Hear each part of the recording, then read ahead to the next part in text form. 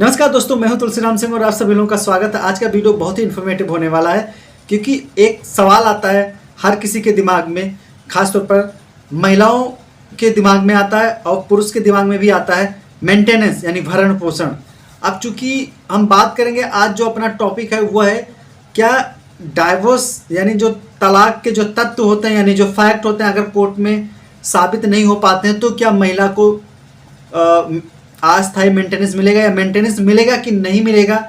आज जो पूरी वीडियो उसी पर है, जिसमें हम सुप्रीम कोर्ट के कुछ महत्वपूर्ण फैसलों के बारे में जानेंगे और साथ में मुस्लिम पर्सनल लॉ का क्या विचार है इस चीज़ पर, वाइफ भरण पोषण या पत्नी के भरण पोषण के पर क्या विचार रखती है उसके बारे में भी बात करेंगे और सीआरपीसी क्या कहता है इसके बारे में बात करेंगे। तो वीडियो के लास्ट तक बने रहेगा क्योंकि वीडियो वास्तव में बहुत ही यूजेबल होने वाली है, बहुत ही इंफॉर्मेटिव होने वाली है। तो शुरू करते हैं। एक्चुअली होता क्या है, मामला Jammu and Kashmir and Ladakh high court का है, जहाँ पे होता क्या है, पति द्वारा हाईकोर्ट में एक याचिका पेंडिंग होती है और उसका जो स्टेटस होता है वो ये होता है कि जो डाइवोर्स के तत्व होते हैं यानी जो फैक्ट होते हैं वो साबित नहीं हो पाते हैं, क्योंकि पति कहता है कि मैंने उसको खुद डाइवोर्स दे दिया, फिर थोड़ी देर बाद कुछ दिन बाद ये कहता है कि नहीं, वो खुद हमारा घर छोड़ के चली गई। दो फैक्ट अलग अलग आते हैं, दोनों का अर्थ अलग अलग आता है। तो डाइवोर्स का जो मामला होता है वो पेंडिंग होता है। अब चूंकि पेंडिंग होता है और इससे पहले हम जानते हैं सीआरपीसी क्या कहती है। जो सीआरपीसी कहती है, सीआरपीसी की धारा 488 कहता है कि कोई भी तलाकशुदा महिला हो या जिसका केस लंबित हो उनके लिए अस्थायी वित्तीय सहायता प्रदान करना जो उनका उद्देश्य होता है। दूसरा, अगर हम सेक्शन की बात करते हैं, सीआरपीसी की धारा 125 जिसका उद्देश्य होता है महिलाओं को अस्थायी वित्तीय सहायता प्रदान करना, और एक होता है पेरीमेटेरियल।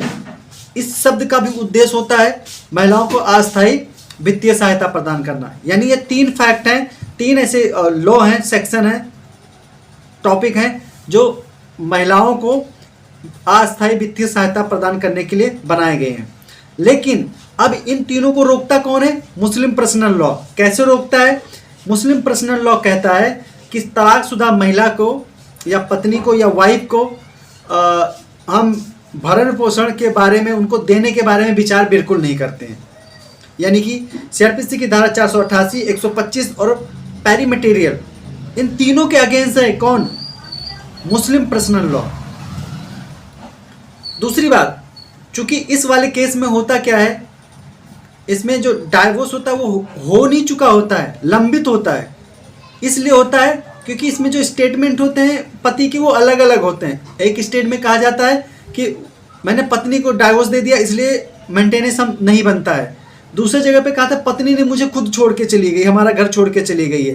तो ये एक दूसरे के काफ़ी ज़्यादा विरोधाभासी होते हैं, इसलिए क्लियर नहीं होता है, मतलब सारे तत्व साबित नहीं हो पाते हैं। डाइवोर्स वाले, तलाक वाले जो तत्व होते हैं, जो फैक्ट होते हैं वो साबित नहीं हो पाते हैं, इसलिए केस मामला लंबित होता है। तो Jammu and Kashmir and Ladakh high court के विद्वान जस्टिस रजनेश ओसवाल द्वारा इस केस की सुनवाई किया जा रहा होता है। तो उन्होंने बहुत बड़ी बात कहा जाता है उनके द्वारा कि देखिए ऐसा कि खास तौर पर पर्टिकुलर इस केस में जो डाइवोर्स के तत्व हैं यानी तलाक के जो तत्व हैं, फैक्ट हैं, वो साबित नहीं हो पाए हैं। इसलिए महिला को अस्थायी जो वित्तीय सहायता होती है उसको प्रदान करना चाहिए, उससे हम इनकार नहीं कर सकते हैं। क्योंकि अगर हम इनकार करते हैं तो सीआरपीसी की धारा 488, 125 और पेरीमेटेरियल का जो उद्देश्य होता है वो विफल हो जाएगा, विफल होता नजर भी आएगा। इसलिए माननीय हाईकोर्ट द्वारा ये कहा जाता है कि पत्नी को प्रतिमाह 7,000 रुपया भरण पोषण देने की बात कही जाती है माननीय हाईकोर्ट द्वारा। दोस्तों, ये वीडियो आपको कैसी लगी एक बार कमेंट करके जरूर बताना। मैं फिर मिलूंगा ऐसे लीगल अपडेट लेकर। जय हिंद।